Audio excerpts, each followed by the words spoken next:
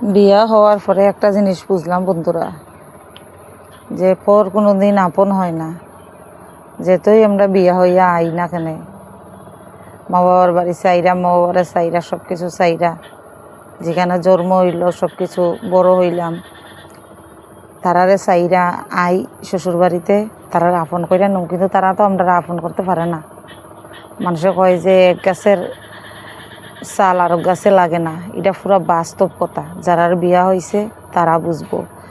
আবার ধরেন না, 100-র মধ্যে 4-5 জনের বাড়ি ভালো আছে, সব বাড়িতে আর এরকম হয় না, কিন্তু বেশিরভাগ মানুষই খুব কষ্টেই আছে।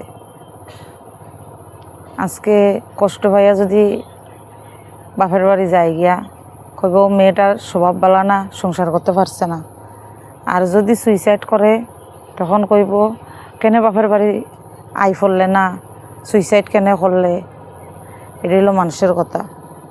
তো বন্ধুরা, আমি রাখি দেব, আমার বাড়ি ত্রিপুরা কৈলাসহরে।